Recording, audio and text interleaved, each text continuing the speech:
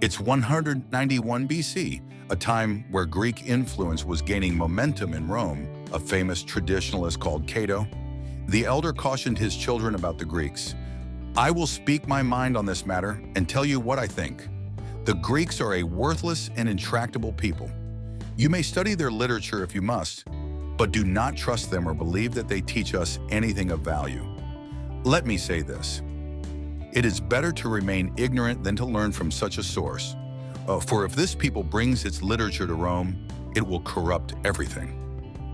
In hindsight, Cato might have regretted such a stark denunciation, as Greek thought would come to form the intellectual foundation of Western civilization.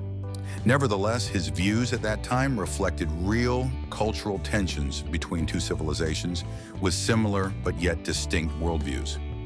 In this episode, we shall explore key differences between Greek and Roman cultures through these three lenses of religion, society, and philosophy.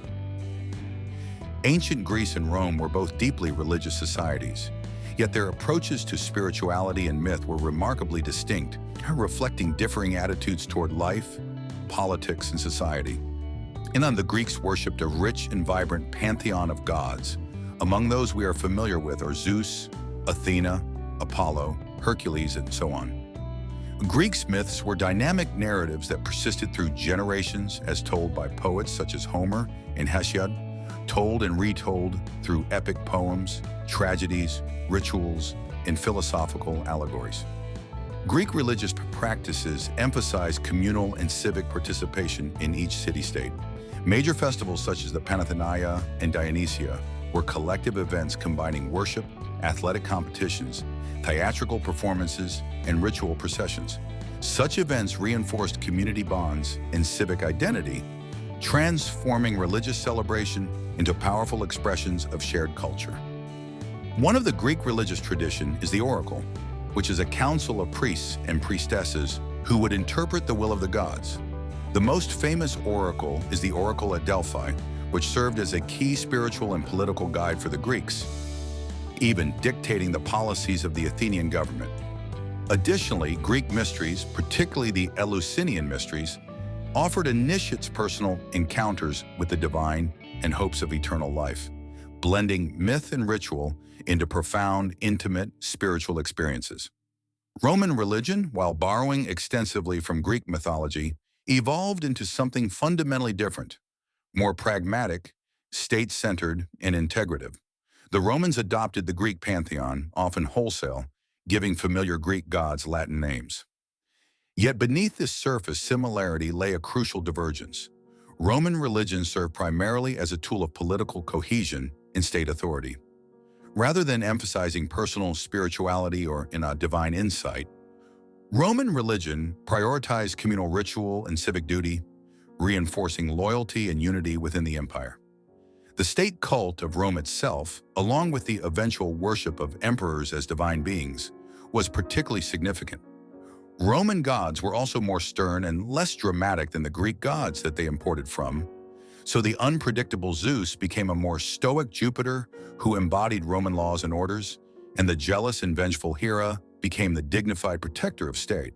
Moreover, Romans readily absorbed gods and religious practices from conquered peoples, exemplified by cults such as Isis from Egypt and Mithras from Persia. Ultimately, it was during the Roman Empire era that Christianity emerged and eventually became the state religion.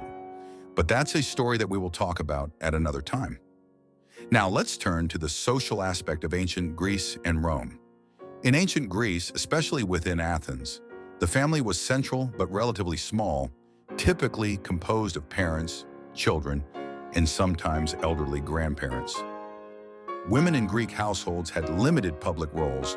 Their primary domain was domestic, caring for children and managing the household.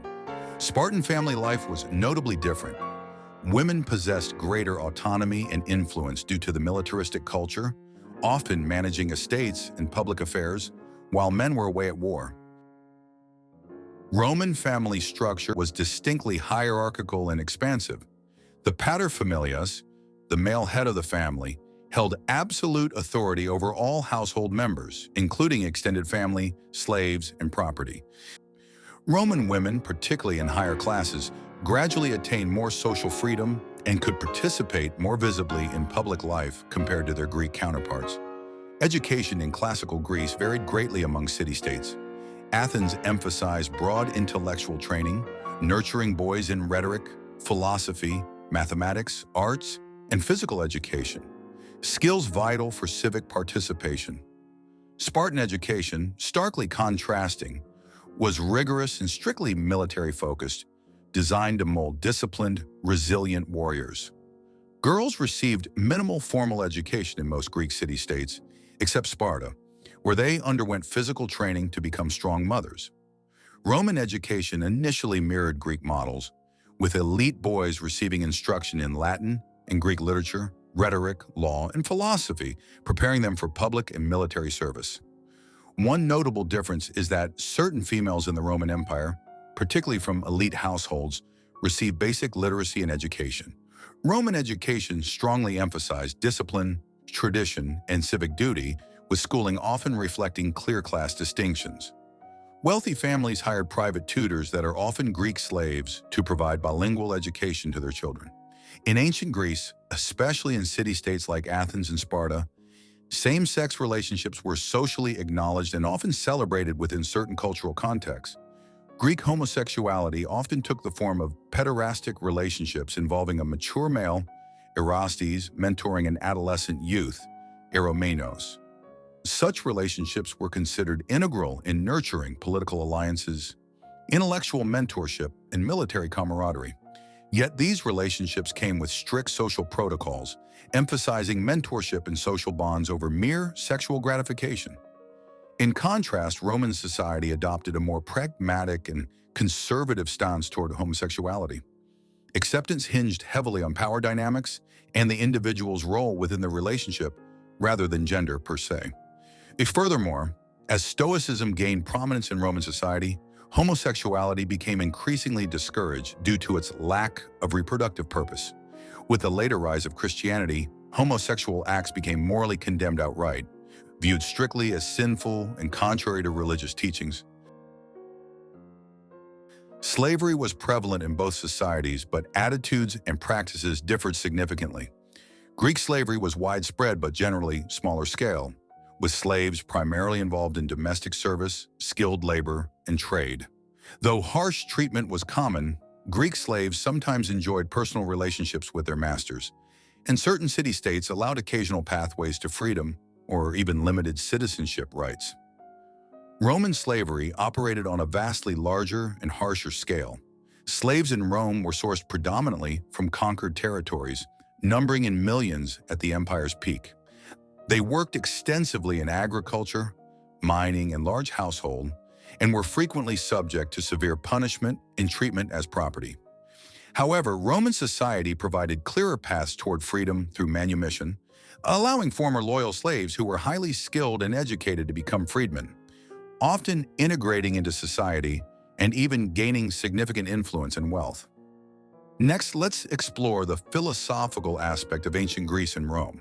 But before that, please don't forget to like this video and subscribe to our channel for more content like this. If you have any questions or suggestions, please leave a comment below.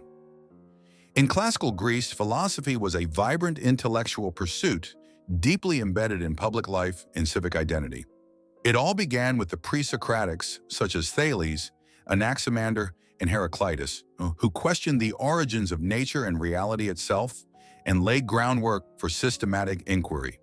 Subsequently, philosophy flourished dramatically with Socrates, whose probing dialogues, preserved by Plato, sought truth through relentless questioning, challenging conventional morality and beliefs.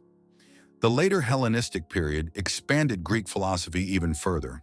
Schools such as the Stoics, Epicureans, and skeptics debated fiercely about the path to happiness, virtue, and often tranquility in an unpredictable world.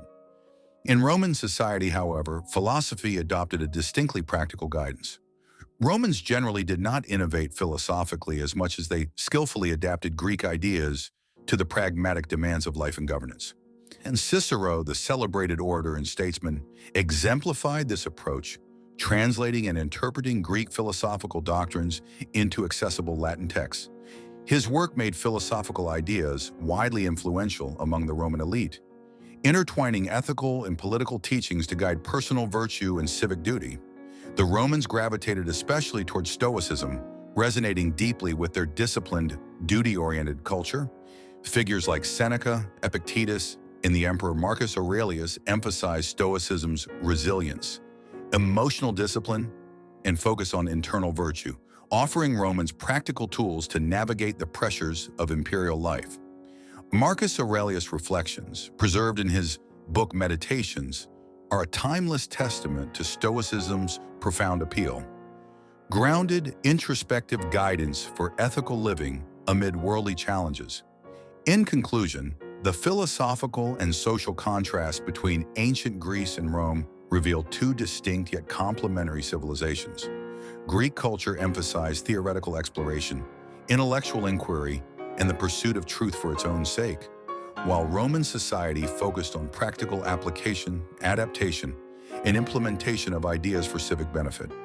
In the end, Cato was right about one thing. Ideas are dangerous. He was wrong only about their direction. It is not that Greek letters corrupted Rome. It is that no society, once exposed to the contagion of thought, can remain what it was.